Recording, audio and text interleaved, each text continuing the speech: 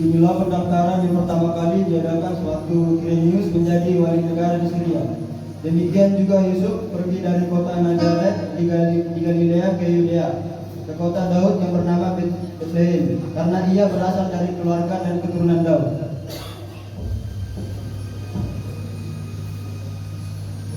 Supaya didaftarkan bersama-sama dengan Maria, tunangannya sudah mengandung. Ketika mereka di situ, tibalah waktunya bagi Maria untuk bersalin. Mereka duduk dalam timbal Maria untuk bersalin. Dan dibedakan seorang anak laki-laki, anaknya yang sulung, lalu dibungkusnya dengan lapis dan diberikannya dengan kalungan. Dan tidak ada tempat bagi mereka untuk menginap.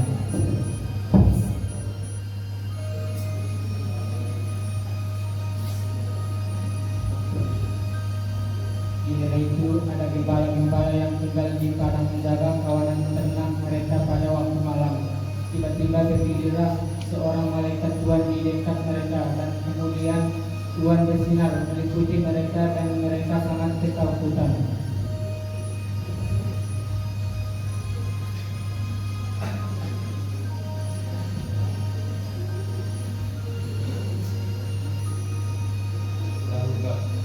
Lalu kata malaikat itu kepada mereka, jangan takut, sebab sesungguhnya aku memberitahukan kepada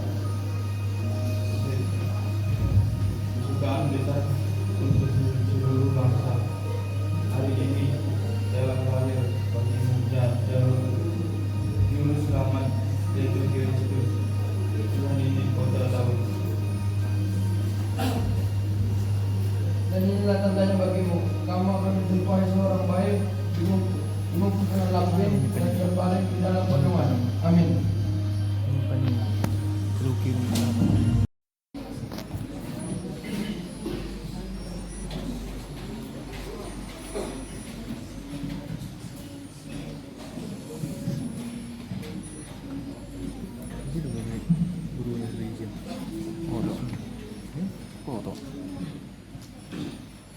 Free itu.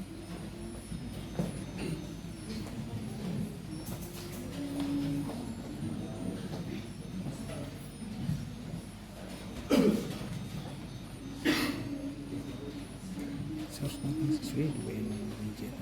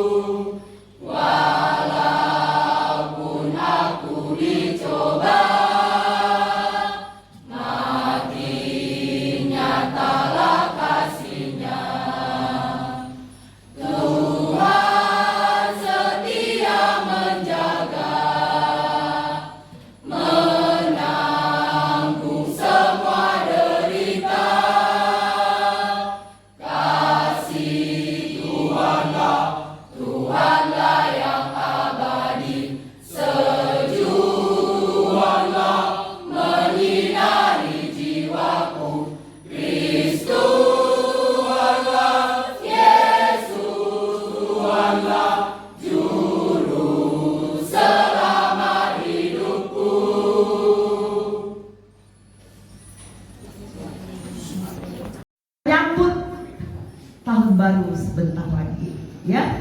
Minggu ini kita udah masuk di tanggal 25 nanti, lalu seminggu berikutnya musim akan berganti. Tahunnya akan berganti, bukan lagi 2023, tapi sudah 2024. Ada amin? Nah, tapi yang paling utama lewat Natal ini, apakah segala sesuatu yang tidak berkenan di mata Tuhan yang masih ada di dalam hidupmu dan hidupku, mau nggak diganti Tuhan? Mau? Haleluya. Tadi kita diberkati lewat ilustrasi, ya. Itu sifat-sifat manusia. Ya itulah. Tapi benar tadi ada yang dia memerankan menjadi seorang penginjil, ya. Ya. Dan penginjil nggak boleh putus asa, pendeta nggak boleh putus asa.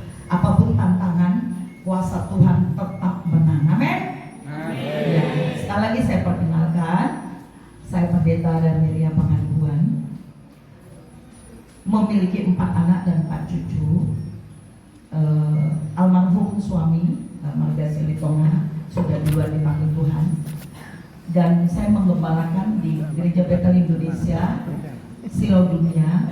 Tapi kita ada persekutuan di Kecamatan Bintang Bayu, Silau Kahyan dan Dolok Masihol, di mana juga kami dipertemukan Tuhan menjadi satu tim doa dengan Bapak kita yang luar biasa, kepala sekolah di tempat ini, ya, menjadi tim doa untuk Dolok Masihol ini.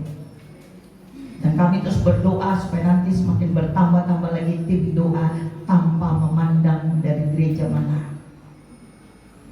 Dan juga kita ada pelayanan ministry di Medan, namanya Immanuel Ministry, melayani semua, ya, yang rindu untuk mendapatkan kekuatan yang dari Tuhan. Bukan hanya Kristen, saudaraku, ya. Siapapun dia, umat manusia yang dia menginginkan dan dia merindukan memiliki kekuatan dari Tuhan, ya. Lalu kami juga melayani di Yapim ini setiap hari Senin malam, ya. Kebetulan masih anak-anak kita yang tinggal di asrama ini, ya. Dan kami rindu juga nanti baik yang tidak tinggal di asrama pun bisa mengikutinya, ya. Saya sangat senang tadi melihat siswa-siswa suka menyanyi, tapi lebih lagi belajar supaya lebih bagus. Amin. Ya, karena setiap manusia itu diberikan talenta memuji Tuhan, pita suara. Saya tadi kagum melihat Rida Saragi, Rizda. Di samping pendeta, saya guru musik. Saya angkat tangan tadi lihat Rizda itu, ya. Bisa dia menyanyi, kuncinya ke F, dia nyanyi di G. Itu guru musik aja kalah. Tapi dia bisa ngikutin. Itu dahsyat, kau punya talenta. Gali itu. Amin. Guru musik aja nggak bisa gitu, ya. Tapi kau bisa menyelesaikannya sampai akhir. Itu talenta yang khusus, yang luar biasa, guru Saragi. Haleluya. Ya, hari ini kita punya tema dan seluruh Indonesia sepertinya temanya yang sama di tahun ini. Dalam minggu ini ketiga inilah Ibu melayani Natal. Ketiga ini, ya, melayani perayaan Natal. Kemarin kita Natal dari Rabu, lalu Jumat Ekumenik Kecamatan Bintang Bayu, lalu hari ini di Yapim, ya. Lalu nanti setelah itu udah pelayanan Natal di Medan. Saudaraku, anak-anak kami yang kami kasihi dan semua guru-guru, ya, semua orang tua murid menghadir. Ini tema yang luar biasa, ya. Kita tahu rencana Tuhan adalah rencana yang indah. Amin. Temanya itu seperti apa yang disampaikan malaikat kepada gembala-gembala di padang pada saat Tuhan Yesus lahir. Amin. Amin. Anak-anak juga. Tadi kan sudah dibaca liturgi itu Lukas 2 itu, ya, 1 sampai 14. Dan pesan yang sama sekarang ini ya diberikan Tuhan kepada kita, khususnya umat tebusannya di Indonesia ini. Lukas pasal yang kedua ayat 14. Coba tolong kita sama-sama menyebutkannya.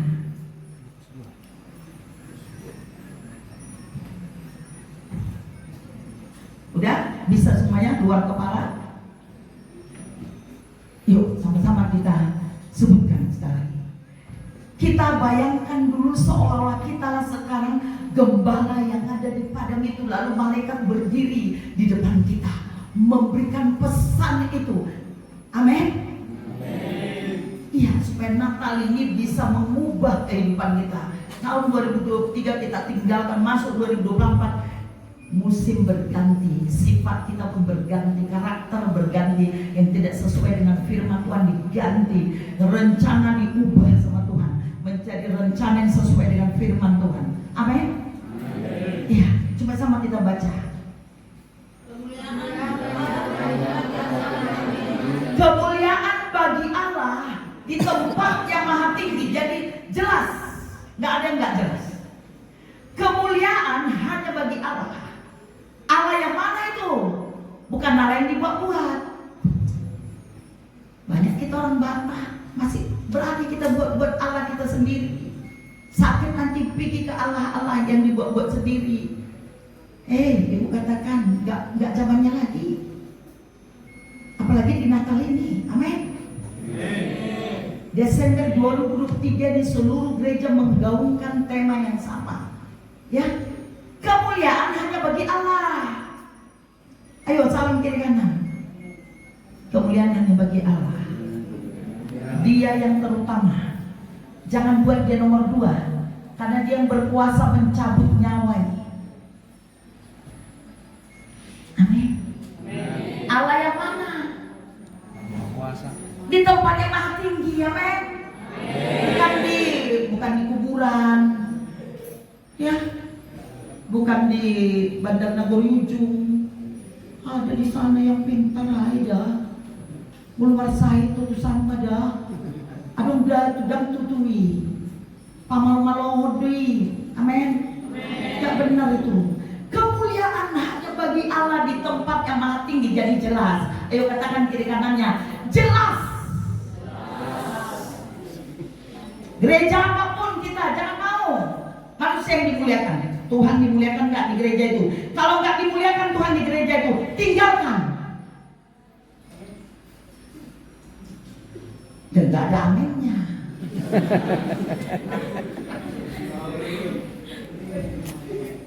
Kebetulan saya pendeta yang dipanggil Tuhan untuk sering melakukan KKR penginjilan.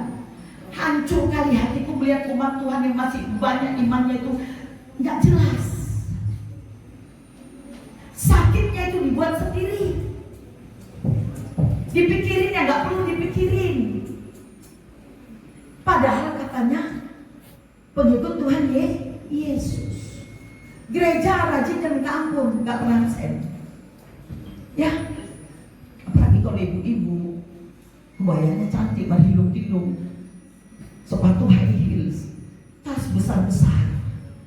Ya bagus itu semua, karena kan sukacita bergereja itu pada minggu itu bagus, amin. Tapi jangan cuma apa tadi seperti dia bilang tuh munafik kau katanya ya. Muka apa tadi? Munafik, muka itu kedengaran waktu ibu juga dulu masih di SMK ya. Muka apa? Muka Nabi pikiran kotor. Kita tolak dalam nama Yesus, di sini gak ada, amin. Itu tadi hanya ilustrasi. Jadi nanti yang tadi memerankan iri hati, yang memerankan kesombongan, dendam, itu hanya peran. Jangan bawa pulang. Amin. Lu jangan dibawa pulang, nanti sampai di rumah pun cara ngomongnya pun gitu. Kalau orang Batak bilang bais, itu hanya di sini, amin. Nanti dibawa pulang udah beda. Haleluya. Iya, apa yang dibawa pulang nanti kita lanjut dulu ayat ini. Ya. Saudaraku, tadi dikatakan di dalam ayat yang kita baca itu? Kemuliaan bagi Allah di tempat yang maha tinggi. Katakan jelas. Iya. Setelah itu baru apa yang terjadi? Sukacita yang besar bagi umat manusia telah lahir ke dunia juru selamat manusia.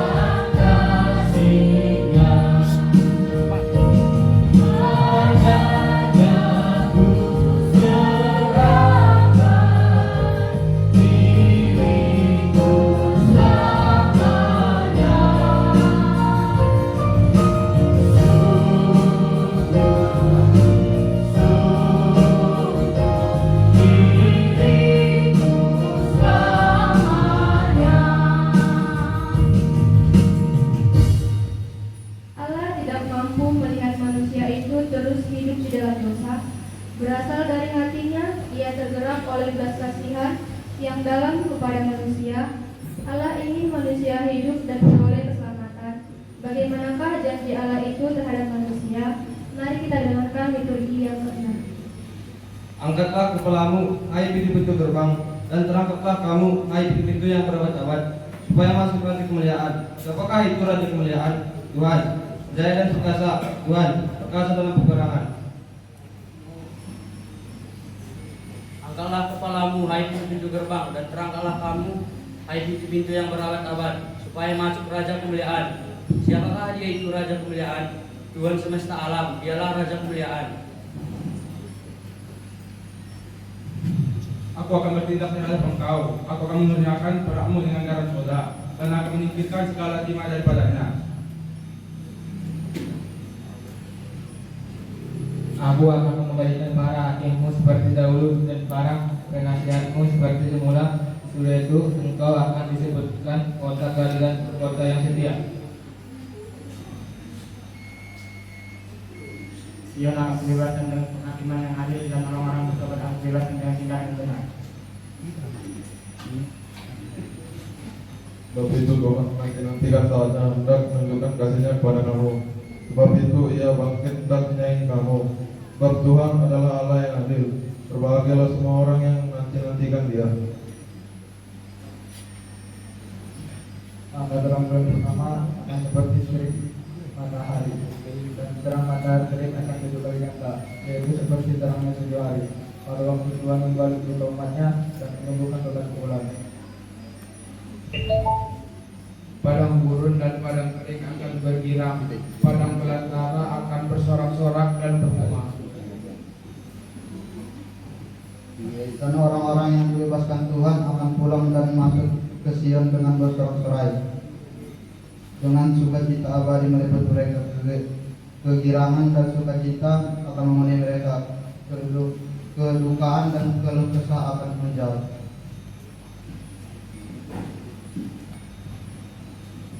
Sekarang engkau harus mendirikan tombak bagimu, agar pengampunan telah mereka diri melawan kita, dengan tongkat mereka memukul pipi orang yang mewarisnya Israel. Pada waktu itu orang lumpuh akan melompat seperti rusa, dan mulut orang bisu akan bersorak-sorai, sebab mata air memancar di padang gurun dan sungai di padang belantara.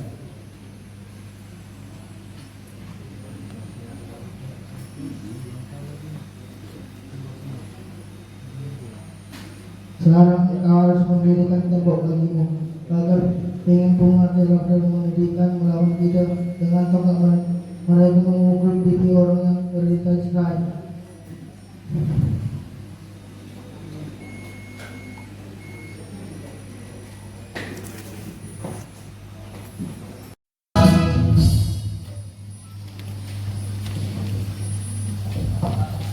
Doa dan tangisan manusia telah sampai kepada Tuhan Allah. Pengharapan manusia akan dikabulkan oleh Tuhan Allah jika saja manusia yang berdosa itu mau mengakui dosa dan kesalahannya, lalu melakukan pertobatan dan hidup baru. Maka tidak ada lagi penghambaan dan perbudakan. Dosa-dosa manusia akan diampuni oleh Tuhan Allah. Keadilan dan kedamaian sejahtera akan diberikan. Mari kita dengarkan liturgi yang keempat. Basuhlah, bersihkanlah dirimu, jauhkanlah perbuatan-perbuatan yang jahat dari depan mataku. Berhentilah berbuat jahat, belajarlah berbuat baik. Usahakanlah keadilan, kelilkanlah orang kejam. Belalah hak anak-anak yatim, perjuangkanlah perkara janda-janda. Marilah baiklah kita berperkara. Firman Tuhan, sekalipun dosamu merah seperti kirmiji akan menjadi putih seperti salju. Sekalipun berwarna merah seperti kain kesumba akan menjadi putih seperti bulu domba. Jika kamu menurut dan mau mendengar, maka kamu akan memakan hasil baik dari lebih itu. Tetapi jika kamu melawan dan memberontak, maka kamu akan dimakan oleh pedang. Sungguh Tuhan yang mengucapkannya. Ada suara yang berseru-seru, persiapkanlah di padang gurun jalan menuju Tuhan, luruskanlah di padang belantara jalan raya bagi Allah kita. Setiap lembah harus ditutup, dan setiap gunung dan bukit diratakan. Tanah berbukit-bukit harus menjadi tanah yang rata, dan tanah yang berleku-leku menjadi dataran. maka kemudian Tuhan akan menyatakan dan seluruh umat manusia akan melihatnya bersama-sama. Sungguh Tuhan yang sendiri yang telah mengatakannya. Janganlah ingat-ingat hal-hal yang dahulu, dan janganlah perhatikan hal yang dari zaman purbakala. Lihat, aku hendak membuat sesuatu yang baru, yang sekarang sudah tumbuh. Belumkah kamu mengetahuinya? Ya, aku hendak membuat jalan di padang gurun dan sungai-sungai di padang belantara. Dengarlah aku, hai orang-orang yang congak, orang-orang yang jauh dari kebenaran, keselamatan yang daripadaku tidak jauh lagi, sebab aku telah mendekatkannya dan kelepasan yang kuberikan tidak terganggu lagi. Aku akan memberikan kelepasan di Sion dan gabunganku kepada Israel. Ini menguasai hidup manusia. Kedetilan, ketidakadilan, pelanggaran hak asasi manusia, dan perbuatan-perbuatan daring lainnya telah merusak akhlak manusia. Bahkan persekutuan dengan alam ciptaan telah pudar hanya karena ulah manusia. Bagaimanakah dosa penggerogoti hidup manusia? Mari kita dengarkan liturgi yang ketiga.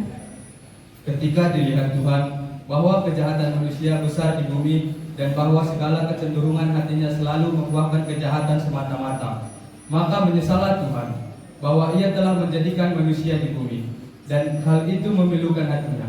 Berfirmanlah Tuhan, aku akan menghapuskan manusia yang telah kuciptakan itu dari muka bumi, baik manusia maupun hewan dan binatang-binatang melata dan burung-burung di udara, sebab aku menyesal bahwa aku telah menjadikan mereka.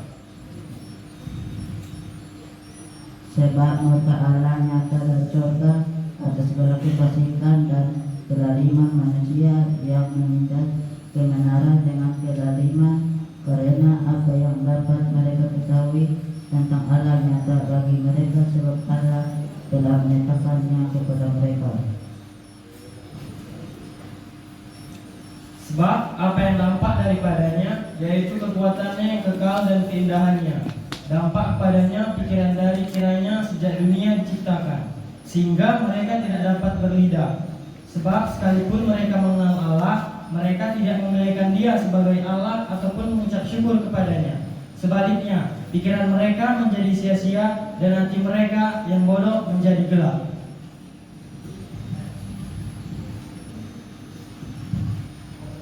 Yang penuh dengan rupa-rupa keliriman, kejahatan, keserakahan, dan kebusukan, penuh dengan dengki, pembunuhan, perselisihan, tipu muslihat, dan kefasikan.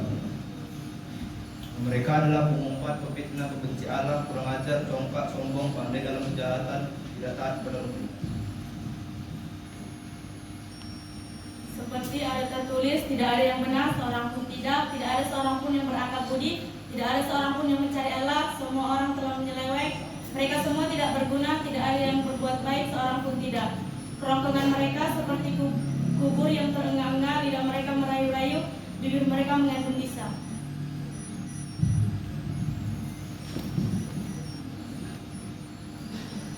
Mulut mereka penuh dengan sumpah serapah, kaki mereka cepat untuk menemukan darah. Keruntuhan dan kebinasaan mereka ditinggalkan di jalan mereka, dan jalan damai tidak mereka kenal. Rasa takut kepada Allah tidak ada pada orang itu. Berapa lama lagi orang-orang fasik ya Tuhan? Berapa lama lagi orang-orang fasik beria-ria?